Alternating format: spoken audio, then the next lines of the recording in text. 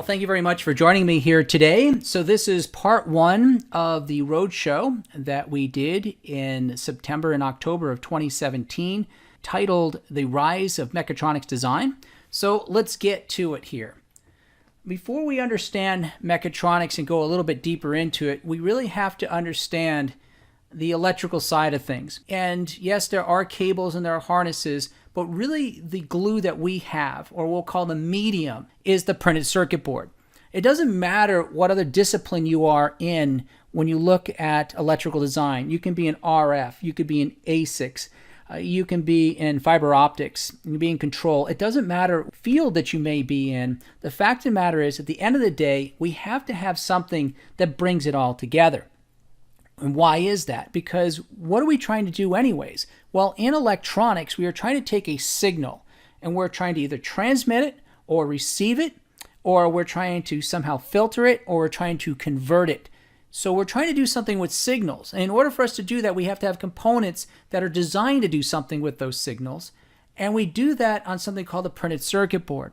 And it's going to have a profound impact on the way we look at mechatronics design. Let's take a closer look at the printed circuit board. First and foremost, got to realize that the printed circuit board optimizes the functionality of electronics, and it's taken on different roles throughout its history. So for example, it's primarily been a component holder, and we're going to see a couple of examples of that here in a couple of minutes. It's definitely an alternative to wiring and cabling. Look at the picture I've got in the top right over there. Without a printed circuit board, that's our electronics. That's what they were doing prior to really making good use of printed circuit boards. And now it's the superstructure for high-speed design. And what they have found more and more is that getting your signal to go from point A to point B is not just about making sure that the signal path is good, it's making sure that the layer stack up is also proper as well. That's why we call it the superstructure for high-speed design. It really starts with the layer stack up. Let's take a look at how the printed circuit board has helped manufacturing over the last couple of decades here. On the left is a television set. It's an RCA CT100. It was produced in 1954, and it was state-of-the-art for its time. It was color long before all the broadcasting companies had their shows in color, as a matter of fact. So it was a product waiting for the rest of the industry to catch up with it. 16 channels, 15-inch screen, $1,000 in 1954. And we have to understand that $1,000 in 1954 could also buy you an economy automobile. It's a lot of money for something of this nature. Now, we jump to the year 2015, and what we got over here is just a Samsung LED, okay, one of the many that they make. This is a 49.5-inch screen, so it's not actually necessarily the biggest out there. There's ones that are now 60, 70 inches. It's not the smallest by any means either. It's got hundreds of channels, and it's got an amazing color way beyond just RGB. And some of this color is now so vivid, it really is truly eye candy. $750 in today's US dollars.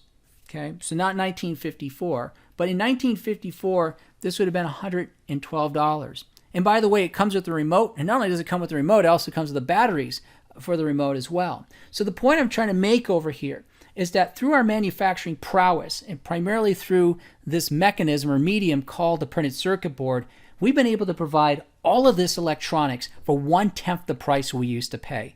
And that's an amazing feat of engineering if you really think about it. There's a secondary purpose of the printed circuit board design, and that is to optimize the real estate. And what's interesting about this, as you're going to see throughout this history, is that every time we've made something a little bit smaller, every time we're able to put a little bit more on there, one or two things is going to happen. Either we're going to make the board smaller, or we're going to put more functionality onto the board. So that's what the quest has always been, is how do we make it so that the printed circuit board can handle more and more of the real estate challenges that are provided by the components of today. If you look at the pictures I've got on the screen here, there's the first transistor, and now we've got components that easily have millions, if not billions, of transistors on it. And in order for us to use all of that functionality of those transistors, we have to have an ability to communicate inside and outside of that particular chip. And that's what the printed circuit board is bringing to the table.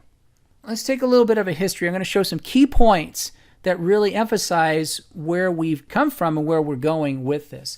In 1940, the first what I'll call production printed circuit board comes out, and that is for the proximity fuse for the artillery shells. So just to give a little bit of a background over here, 1940, middle of World War II, and Great Britain is being constantly bombarded by the Nazis. Okay, every day they're sending out shells, they're sending out aircraft to drop bombs. London is just taking a beating.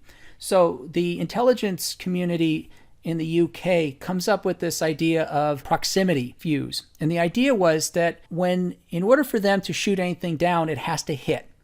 And that's the biggest problem, is that they can send out all these artillery shells all day long into the air, but if they don't hit anything, they're just going to drop into the ocean. So what they said is like, look, can we have these things explode before they actually hit something? And so that's where they came up with this thing called the proximity fuse. It's a circuit that basically can detect when it's close enough to something and then explode. And this is actually revolutionary for its time. First and foremost, the hit rate went from 10% to well over 70% after this was introduced. So the UK asked the US get involved in it. The US develops it further, puts it into artillery shells, sends them over to the UK, and the UK is a lot more successful in defending themselves against these attacks by aircraft and rockets. Secondly, they wouldn't use them in the European theater because they were afraid that the Nazis would get a hold of it and they would build a similar type of capability, which would make the war a very, very different creature at that point in time. That's where the first printed circuit board was made and used. Now we get into post-World War II. The war ends in 1945. In 1947, the first transistor comes out. You saw that picture a couple of slides ago, but you got to keep in mind that that transistor revolutionized the way we see electronics and how we do electronics today. Now, during that period of time as well, we have this cool invention that comes out that everybody wants, and that's the television set. When you look at this thing over here, you see two things. First and foremost, what you don't see is a printed circuit board. What you're seeing over here are individual components being strapped in and then wires being soldered to their leads. Now think about that for a moment. If this is the way we're building television sets, that is very manually intensive. And something like this may have taken 1 or 2 days to put together, if not longer. And if somebody's sitting there and they're soldering all day long like this, you really got to wonder about the quality around 4 o'clock in the afternoon when they're a little bit fatigued and probably tired of smelling lead solder all day.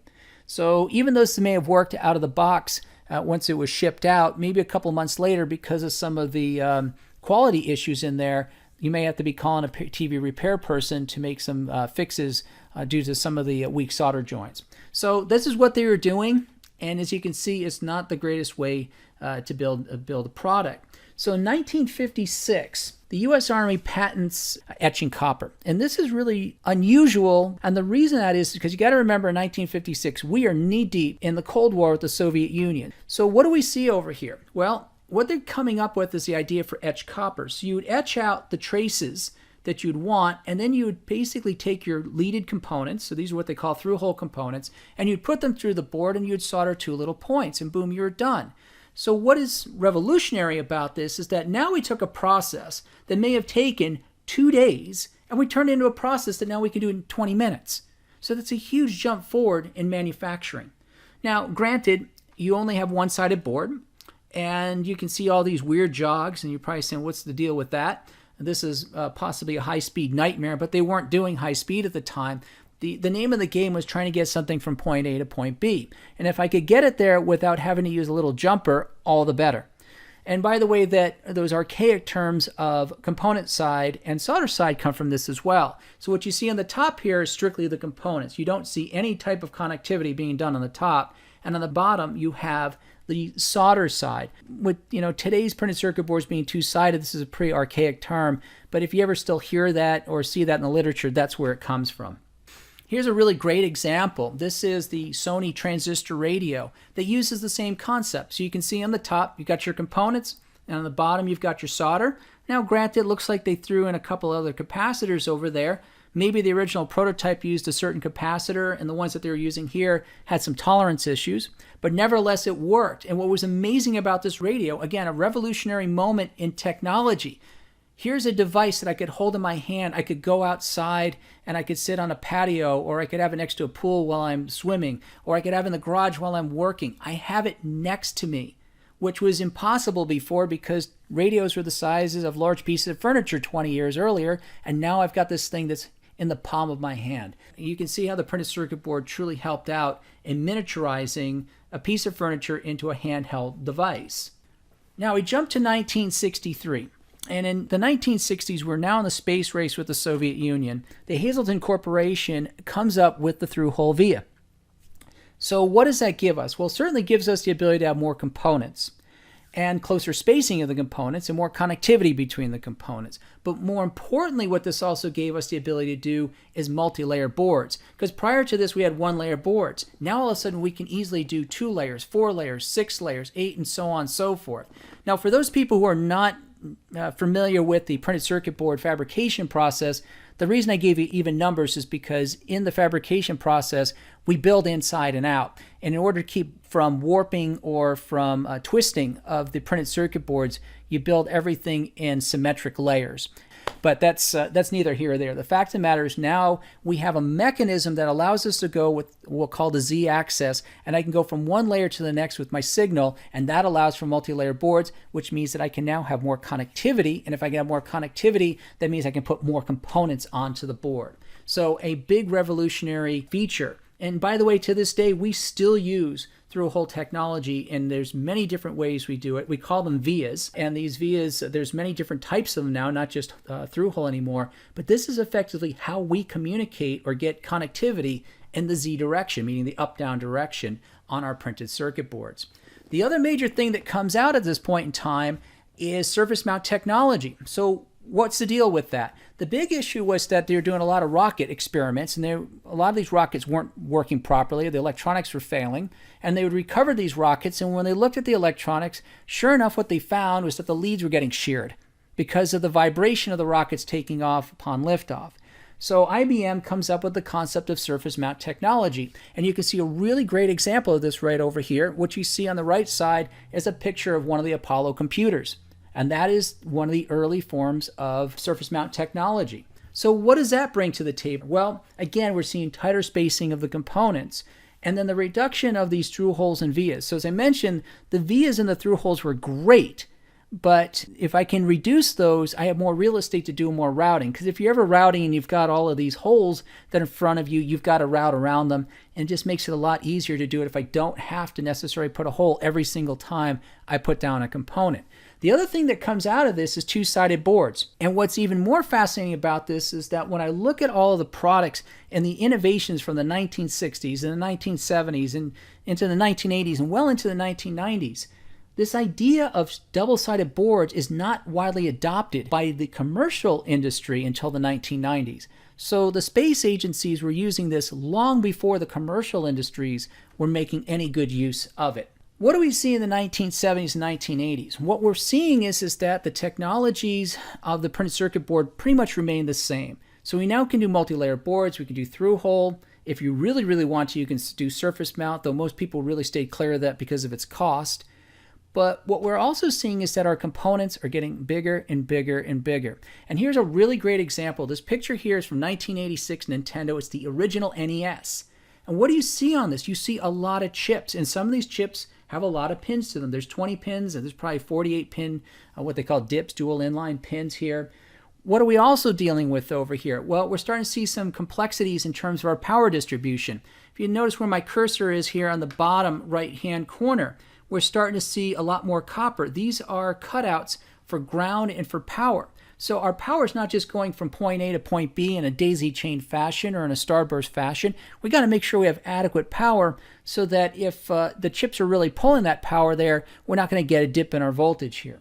So we had to start getting a little bit smarter about how we did our distribution of our power in addition to all the routing that we've got going on here as well. So the bigger question is, what were the innovations here to help this along? Well, we got to look back at the way we were making printed circuit boards, and particularly designing them. Let's talk about designing them. So the way they used to do it is something called mylar and tape. And so what you see here on the right side is all hand-drawn. And it really was an artwork, and it was just phenomenal artwork to take a look at. I mean, you could really frame it. It looked that great. The problem with this is that when you start to get into multi-layer boards with the amount of routing that you had to do, this was no longer practical. We start seeing the advent of electronic design automation, or what's also known as EDA, or the EDA software out there. So people had now computers in their businesses, and they were coming up with these programs to draw these things out in these programs. So how did this come about? What does it help us with? Well, in 1980, we get what's called the Gerber format. And it sounds a little bit weird, but it comes from a company called Gerber Scientific. And they were a company that made the fabrication equipment for printed circuit boards.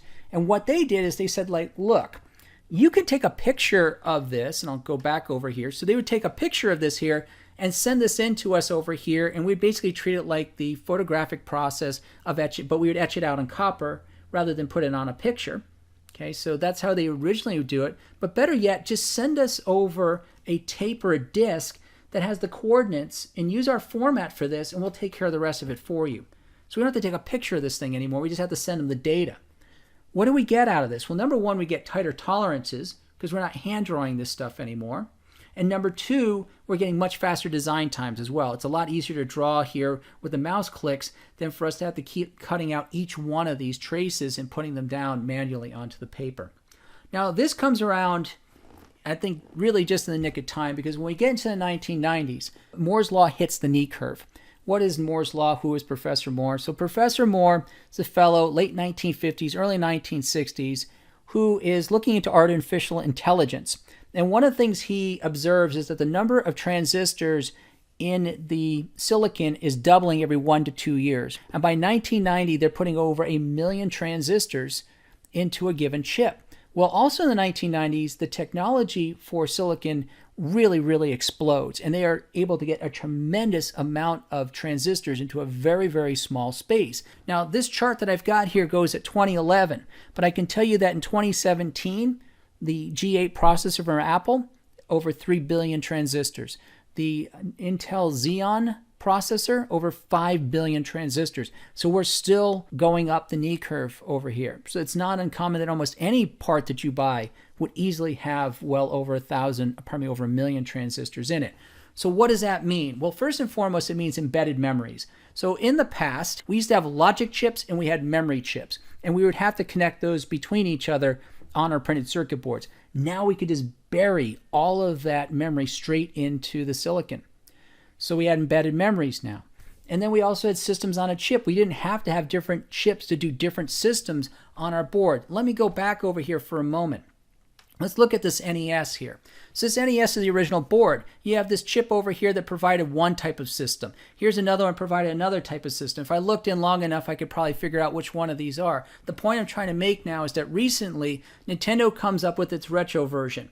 And it's a much smaller version than the original box. Do you think that they're still putting out the same chips? No. What they do is they took the design and put it into one single chip. That's why it's much smaller. As a result of that, that's what we've got here now with our particular technology. We're just seeing this huge boom in the real estate, and now we can have multiple systems on a single chip. How do we help this along? Because we've got all these transistors here, we had also come up with a different type of packaging. And the packaging that comes out is what's called the ball grid array. And the ball grid array, a very different creature, because instead of the pins being around the periphery, we put them directly underneath the chip. What's interesting about this whole thing in the mid-1990s is that there was even talk about the printed circuit board going away because we could put everything onto the chip. It was just going to be a chip. There was no need for a printed circuit board.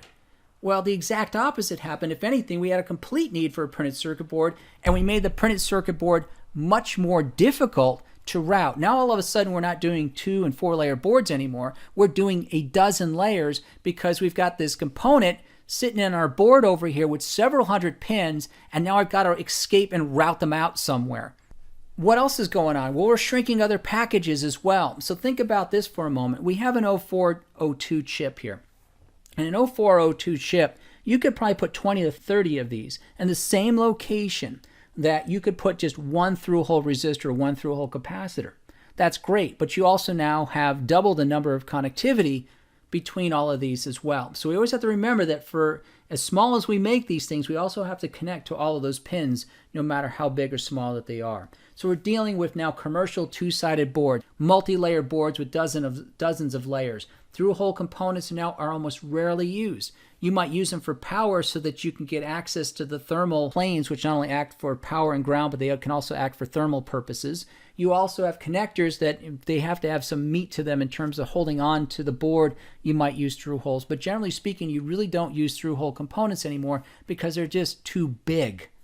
What are the other things that we're doing as a result of this? Well, we're looking at more exotic via types. So as I showed you earlier on, in 1963, Hazeltyne comes up with the through hole. And trust me, it's done a great job. But look at all the other different types of vias we've had to use in order to make routing more viable when we're dealing with dozens of layers. So we have complex vias, and even the latest one called the microvia over here, which is a completely different process from the other ways that we make vias. And now I'm not going to go into those details. We've done that in other webinars. But the fact of the matter is we've created all these different ways of trying to communicate on the z-axis for all these boards that have dozens of layers.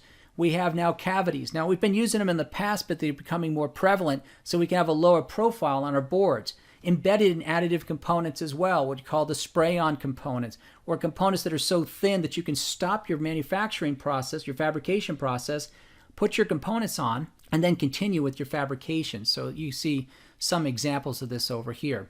What are the other things that we have? We have flex rigid. So instead of having to come up with a cable or a harness between two boards, we build it into the board. So we have this flex part and we have the rigid part. The rigid parts are our boards, the flex part's the cable. So it can be one assembly. Also, we're getting into additive and conductive inks. And what's interesting about this is that maybe the days of copper might be coming to an end. Because in order for us to do additive inks, copper is not easy to use because it has a really high melting point, whereas silver might be really the conductive ink of choice in the future. We also have to remember, too, that right now the process we use are subtractive processes. So we take a sheet of copper that's on a dielectric and we etch off all the stuff we don't want, and as a result we get what's left, which is basically our copper traces. Well, we can get that down to about 1 mil, but anything below that, and by the way, 1 mil is 1/1000th of an inch, anything below that, the chemical process they use to do it aren't all that great. So we may have to go to additive processes in order for us to get into what they call the micron range to get these traces even smaller. So there's a lot of things that are going on in order, again, to maximize real estate. We get into the 2000s here. And you got to understand, it's really, really getting difficult because none of us want a brick in our pocket when it comes to a cell phone. We want to be nice and thin. So now, in addition to trying to do everything I just mentioned here, we got to make sure that our components are really thin as well. So they're really low profile. We can't put a big old honking cap on there anymore. We have to come up with other ways of capacitance and those type of things too. And who's driving all this? Well, the crazy part is that in the past, electrical folks used to drive it and they would say, hey, mechanical folks, make it work around here. Now it's the marketing folks going to the mechanical folks saying, hey, we want this really cool design. You guys can draw this out. And the mechanical folks can do it because they can mechanically draw it out. And then they go to the electrical guys saying, make it fit into this. And that's where a lot of our issues are coming about here now. And really the question ultimately is going to start coming up more and more is, can we pack it any further? Can we make it any smaller? Can we build it on another 4 sides? Remember, we seem to be working in a very 2D plane. We work on the top and on the bottom, but we've got 4 other sides to work with. The bigger question is, do we have to design in 2D on the electrical side anymore? And that's where we start to get into the concept of mechatronics. And this is the simultaneous blending of the electrical and mechanical aspects of the design, where right now we have a mechanical side and we have the electrical side. They design their own stuff and then they try to collaborate together to make that work. Now, Josh Moore of SolidWorks is going to talk more about the traditional ways of us doing this and where the industry is moving. In order for us to do mechatronics, we can't continue to live in the silos that we work in right now. And what mechatronics is going to call for is a simultaneous blend of both the electrical and mechanical design simultaneously as we design together.